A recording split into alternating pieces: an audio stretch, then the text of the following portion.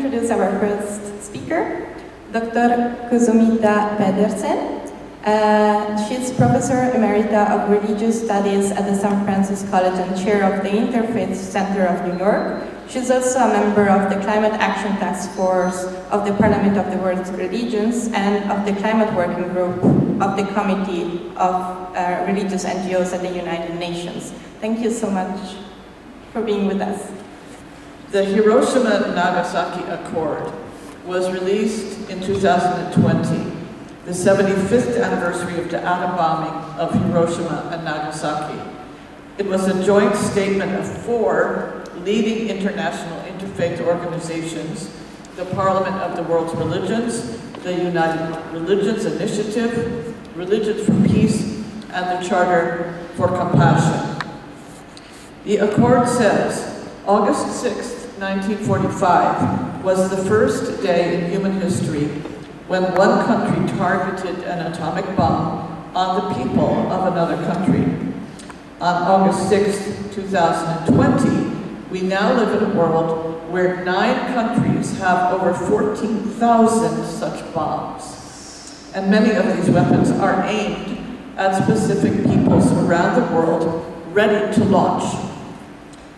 What was at stake with the bombs in 1945 was the fate of 2 cities, Hiroshima and Nagasaki, and the outcome of a world war. What is at stake with today's nuclear arsenal is the fate of all plants, animals, and human beings on planet Earth. The whole world has become the enemy. In 1945, those 2 bombs were officially judged by one nation to be morally legitimate in the service of a higher purpose, ending a war. Once that moral threshold was crossed, 8 other nations created their own rationales for such weapons possession and began building their own nuclear weapons. In a statement released in 2018, the Parliament of the World's Religions states, "It is claimed that the readiness to use nuclear weapons under the military doctrine of deterrence is justifiable. Such reasoning is unrealistic and flawed. The possession of nuclear weapons relies on the alleged infallibility of men and machines, not to use the weapons by mistake, miscalculation, madness, or design.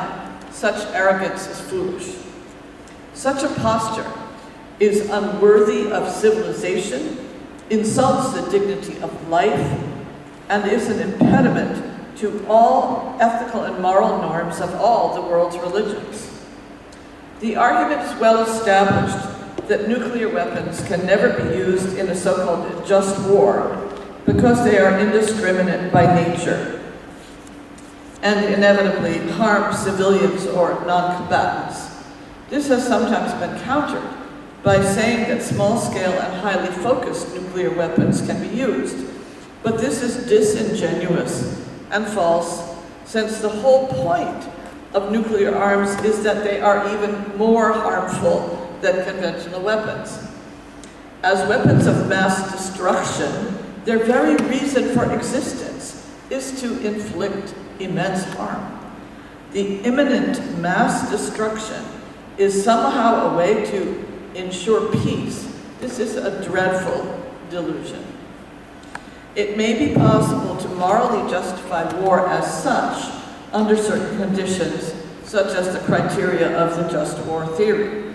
But such arguments can only be made with a consciousness of the tragic dimension of human life, that our knowledge of the good is more than our actual ability to do it, and thus the ideal or perfect way is not possible.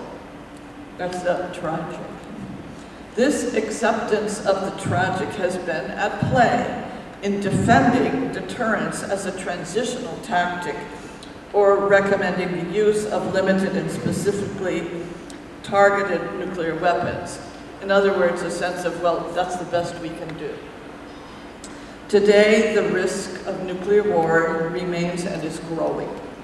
while many nation-states still hold that diplomacy and the threat of nuclear force can foster peace, recent events and the current state of the world have shown that all it takes is one despot, one tyrant, one fascist, one elected leader to destroy humanity and our planet.